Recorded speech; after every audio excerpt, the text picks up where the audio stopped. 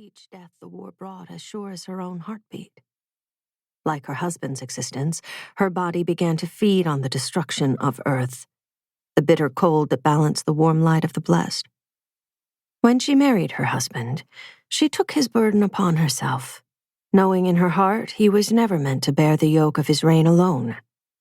But how could she know the full truth of such responsibility?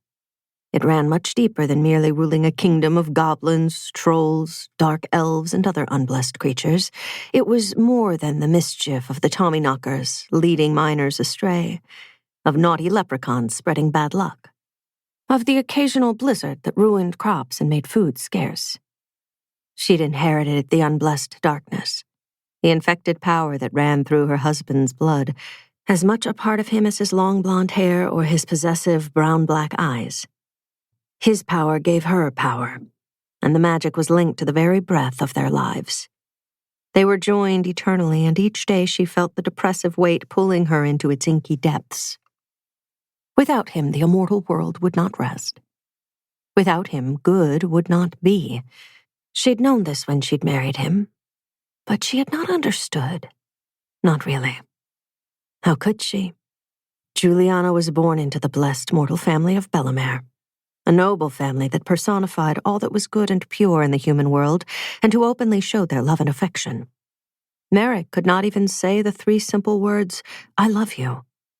To do so weakened his powers, and in turn weakened her and the unborn child she carried. So he kept his heart hidden from all, except when they were alone. Then she could see it in his expression, feel it in his touch. But the words, "I love you," were never said. Like a dream echoing from the past, the naive words she had said when she decided to stay with him forever filtered through her mind. "So long as we have each other, we will be fine. No burden is too great. Together we can get through anything. I love you. Nothing can change that." And he had answered her with a trace of melancholy in his tone. "May you always feel that way." Had Merrick known, even then, as he brought her into his fold, that she would waver in her determination? Could he have guessed it would only be a few short months, not even the beginning years of an eternity? It was possible he understood, for he'd once been blessed just as she was, more so as heir to the Tegwen throne, destined to become king of the blessed. Goodness and happiness would have been his domain, but his destiny changed, and all that was blessed had become a distant memory. In time, it would be the same for her, and that terrified her. She didn't want to forget what it felt like to be blessed. Yet, considering it all, she loved him still. Chapter 2.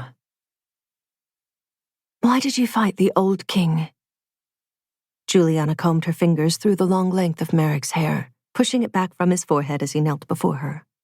Behind her, the tapestries along the black stone walls fluttered with her question, changing from crimson to black.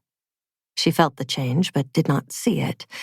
They were alone in their bedchamber, and none of their subjects would dare enter unless summoned. In the fireplace, the orange flames dimmed, turning blue. Everything in the Black Palace was connected to them, magically changing with their moods. Sometimes decorating became a small power struggle, but the castle bent to the will of whoever felt stronger emotions. Then again, Juliana was sure Merrick sometimes just let her have her way. According to him, the castle wasn't built, but simply was because he was, changing and shifting as soon as he ascended the throne, replacing the old king's palace. Merrick's hands lay on her swollen stomach, and she felt tingling beneath the warm, steady palms.